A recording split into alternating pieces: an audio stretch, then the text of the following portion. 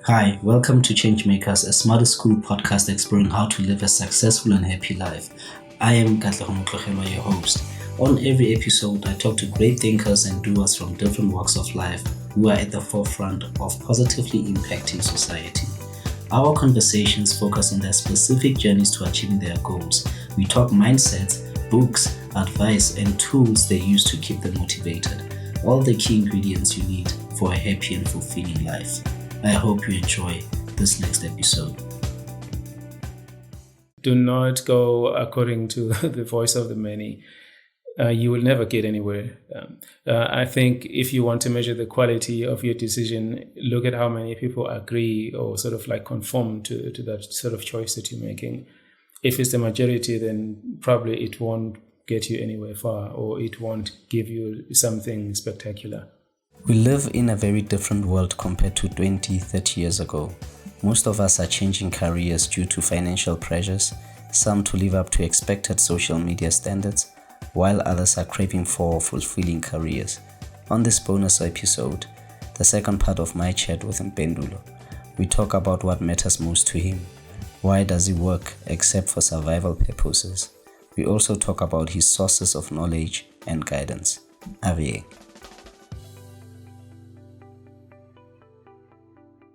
So you don't have any cheesy lines that you give them to shift their mindsets and be more futuristic and problem solving more broadly.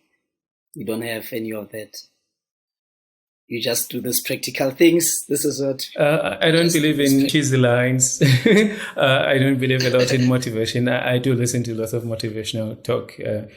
But I think that people can listen to that and inspired for a second and forget about it the following moment. I believe in principle. People need to be taught principles. Principles stick. People learn principles and they do principles even when it is not convenient, but because it's a principle. When it's your principle, for example, whether if you're a believer to pray, you pray even when you're tired because it's a principle, it's something that you do.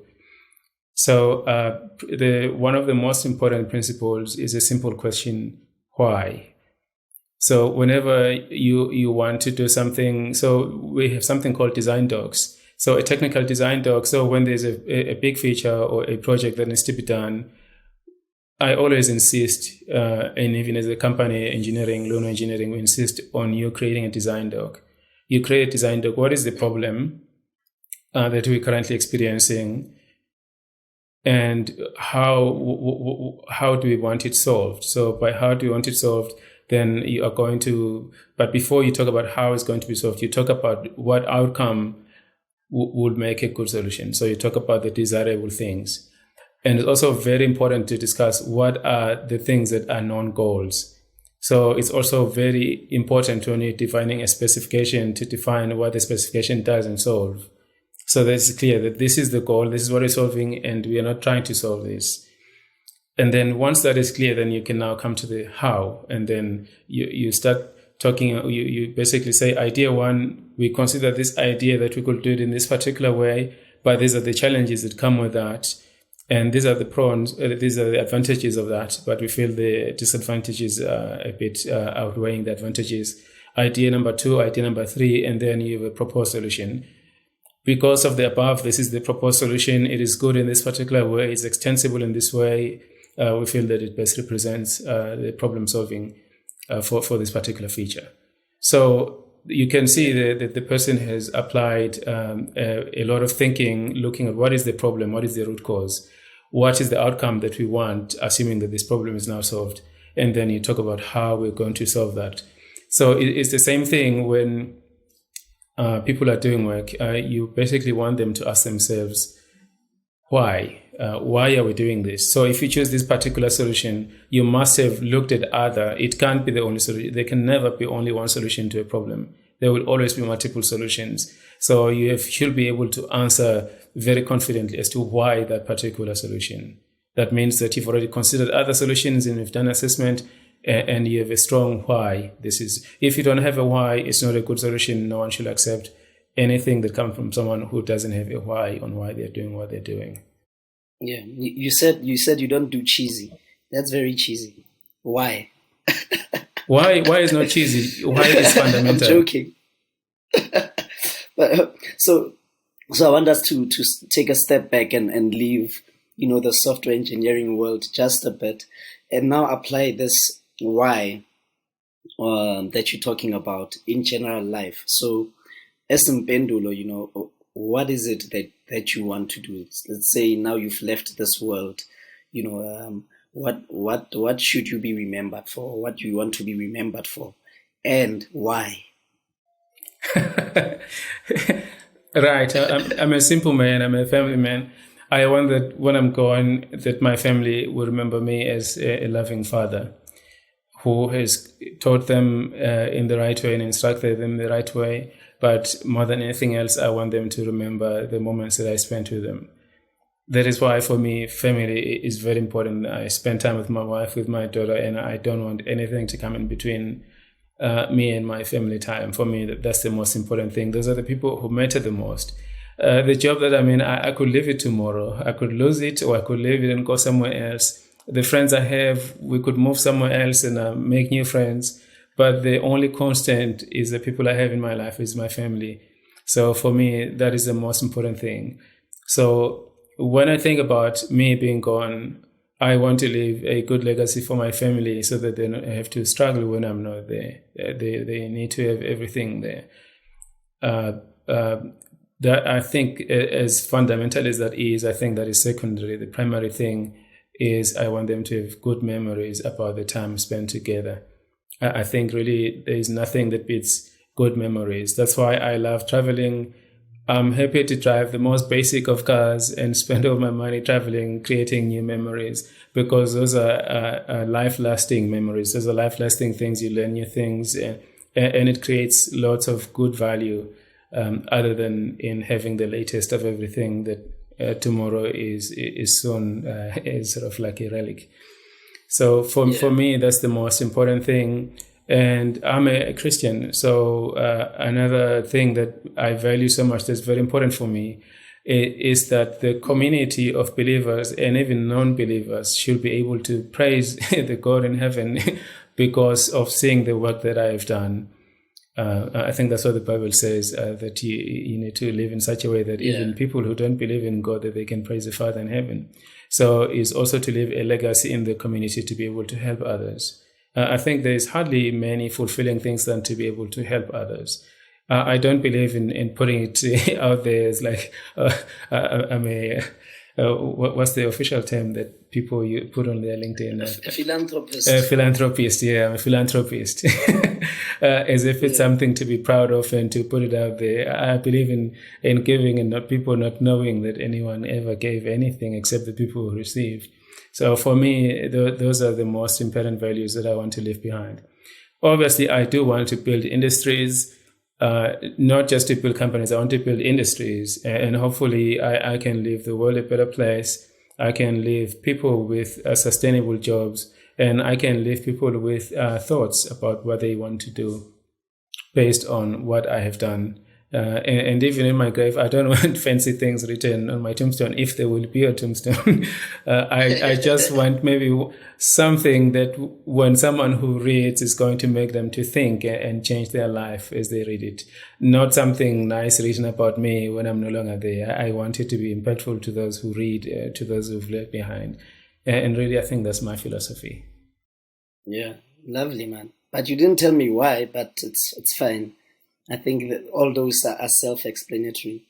And those are very great things to, because I think most of us we get lost, in the world, chasing the next, like you were saying, next cars, next materialistic things to own and have, and we forget the fundamental things that we should actually be. Well, things that generally would make us happier, because with like you said, with a car, there'll always be another one, and you feel like, okay, this one is now old. You want to keep changing, so there's always this chasing, and most of us also, as young professionals, we see busyness, as a badge of honor, not thinking that actually you are working, to impact the lives of people who are around you, especially your family. So I appreciate that response. Now, since you don't do cheesy quotes, but do you have anything, that inspires you beyond? I know the Bible inspires you. I can tell. Your belief in Christianity is the source, right? And the oxygen in your body. What keeps you going. But besides that belief, what else? Is there a book, a song, a movie you've seen that you saw it and it resonated with you and you feel like it's applicable to your own life today? Right. I think that two things. I think that traveling and reading are two things that I can almost say are compulsory for anybody. If you want to change perspectives, you need to travel. If you want to learn new things, you need to travel. I grew up in a country where we speak one language, Siswati, and everything was just in a particular way. And when I came to Joburg for the first time, my perspectives changed a lot. I had to change a lot of things. And I came to Cape Town and I changed a lot of things. Even in this industry, I've gained a lot of perspectives. When I've traveled across the world, I haven't traveled a lot, but I've traveled to a few places. It changed my perspective and I learned a lot of new things. So for me, traveling is incredibly important in learning new things. And then reading really opens your mind a lot. I don't read books to have read X highest number of books in a year. I see people sprinting on social media. I don't do that. And many of the books I read, I don't finish all of them. I read a book to understand what it is talking about, to understand the core principles in there. When I feel I've read enough and I feel it's becoming more and more of the same thing, I drop it and I move on to the next one. I read to get concepts, to understand what the author is trying to say, what are they trying to impart, what something can I learn from that. And so many of the books I've read, I've not read the full book cover to cover. I hardly ever do that. Maybe one can say it's a weakness. I look at it and say maybe it's the engineer in me. I read enough to be able to understand. Obviously, it's not just a synopsis. I read full chapters and I go as much as I can. But if I feel that I'm no longer getting something new, I just drop it and go to another book. So I found book incredibly useful there. The books probably that are more important are books that don't even have to do with your career. I've probably hardly ever read an engineering book since I left university, not many of them, compared to the number of economics books I've read, for example, because economics is very practical. It affects every aspect of our lives, whether it's like jobs or you're looking at whichever aspect it affects you. It even goes beyond the traditional economics that you can think of it. Just about everything, literally everything, is an issue of supply and demand. And if you understand that concept, you can make a lot of big victories by taking leverage of that. There's some books I've read, like, for example, How to Win Friends. What's the full name? How to Win Friends and Influence People. I really enjoy that book. It changed my perspective about how to. We typically tend to think how to be liked by people. You need to do ABC and stuff, but it's really about making people feel bad about themselves. It's to show that you really care about people. It's to basically put them first ahead of you. So if you go out looking, I know, like networking, people go out to try and get the best of the best so that they can learn something from them. It doesn't work most of the time because of that. The person that you're trying to network with, they're looking, what am I going to gain from you? So I found that really powerful, a very powerful book in just equipping me personally.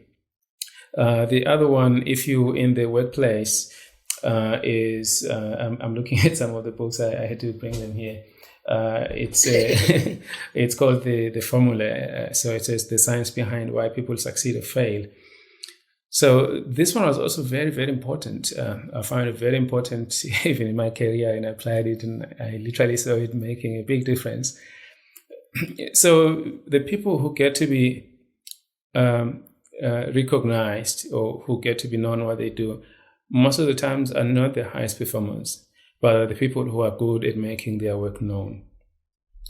So now as a principal, my director of engineering and the VP of engineering, they've seen some of the incredible things I do. It's like, how come you don't make yourself known as much as you should? And my typical answer would be, yeah, I'm just doing what I need to do. I don't necessarily need to put it out there for people to see what I'm doing. Sure. But they keep on insisting on that. So when I was doing lectures at the graduate school at the African Leadership University, I was teaching like machine learning and stuff, and then also giving talks with Standard Bank in their conferences, and they were insisting that I need to talk about that and make it and make people to be aware of those things, because it's very important. Also for your own growth and for people to know that when they're reviewing your performance and that sort of thing.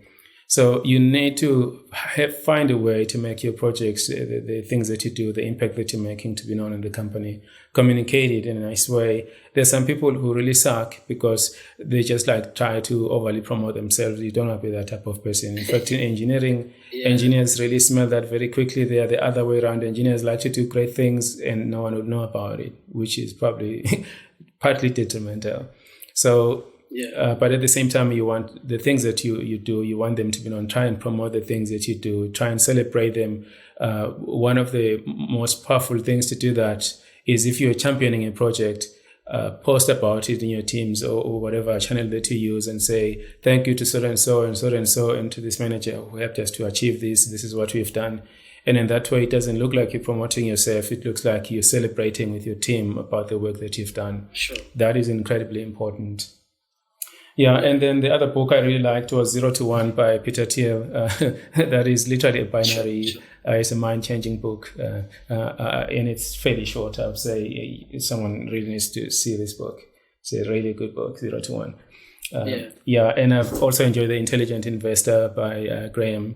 It taught me a lot of discipline. Sometimes I do a bit of trading. It taught me quite a lot of discipline. And I think finally, the one that every professional, young professional particularly, they probably need to read is this one, The Richest Man in Babylon. This one talks about getting rid of debt. Incredibly important book. That one I have not read. You've not read that? Yeah, it's an incredibly important book. No. It's literally, I would say, it's the first book that you want to read before you do anything with your money. It talks about getting rid of debt and then working. I mean, not all debt is bad. Don't get me wrong on that. I would take some debt to invest in some particular projects if I know that the interest on that debt is much lower than how much I'm going to make from the investment. In fact, that's what many wealthy people do. They live on credit cards. They don't use their own money because it's locked somewhere in investments. And the interest on the credit cards is so low compared to how much they're making in those investments. But that's not for the average person. The average person is probably taking a debt to buy a car, or I've seen people taking debt to buy like electronics and even clothes, which is ridiculous. So this is quite a very good book as far as that is concerned. I've read lots of other books. I just thought I think we can have a full podcast where you just tell us about the books, which is good for someone who's not planning to, like you said, have a list that this year I'm gonna read 50 books. You read quite broadly, which is a good thing. And I mean, to touch on the credit issues, we know that for some of us, it's the economic conditions are not easy. So sometimes credit seems like an easy way out. So even though you might know that it might not be a great decision to make, but it just becomes easy to make. So most of the time, the good choices are hard to make, while the choices that will put us in a detrimental situation are easier to make. So I think in a way of closing, maybe for our change makers out there, for people who want not necessarily to emulate what you do, but to be a change maker, to have that sort of mindset that you have, and knowing that yes, you are working for you and your family, but your work extends and impacts many other people. What is the one advice that you would give them, or what is the one advice that you wish you had, when you started in your journey, or maybe you did actually get it. That's why you are here today. Right. Very interesting. This is not always possible, but if you can, I would say get a mentor. You don't realize how much you don't know until you have someone like a mentor show you particular things. I was kind of lucky. Maybe I can't talk about this, but I've had some incredible mentors also through my organization who have shaped me in a very short space of time in an incredible way that I've never thought. The other thing I want to say is that do not go according to the voice of the many. You will never get anywhere. I think if you want to measure the quality of your decision, look at how many people agree or sort of like conform to that sort of choice that you're making. If it's the majority, then probably it won't get you anywhere far, or it won't give you something spectacular. The other thing, I think that attitude really is everything. Literally, attitude is everything. If you live on fear, you die on fear. I've heard lots of stories. For example, when I was coming to Cape Town, everyone couldn't believe, why will you go to Cape Town? There's so much racism there. They will underpay you there. There's this and that. The salaries are low. And I've really never seen any of that. And I've come here and I thrived probably more than I would have thrived in Joburg. But if I looked at things from that way, I would have seen a lot of racism. I could change my perspective today and go out looking for racism. I promise you, I will see it every single day. So even in career or in anything, it is always a matter of attitude. The moment you change your attitude, your life changes towards that entirely. And attitude is by far the most important thing, more than anything else, more than to-dos. I don't have a list of do this, don't do that. The only thing I can tell you now is that you just need to change your mind. And once you tune your mind to be in the direction in which is going to make you successful, you will indeed be incredibly successful. Well, in closing, thank you for your time again. I've learned a lot, and I wish you all the best with the future. I'm looking forward to greater things. I know you spoke about, building your own companies or industries, you even said. So we didn't get time to dive into that, but I'm sure there's a lot to expect from your end. Thanks again for your time. Katlego, thank you so much for having me. It is really a pleasure to be on your show. Thank you. This has been a Smarty School production. Catch you on the next episode. Stay smart and keep well. If you enjoyed this episode of Changemakers, please subscribe if you have not already. Help us spread the word by rating and commenting on the podcast. We like hearing from you, as this will help us create better content and reach more people. Share this episode with your friends, family, and colleagues whom you think will benefit or like this sort of content. If you have questions for me or my guest, or topics that you would like us to discuss next time, email me at podcasts@smartyschool.co.za.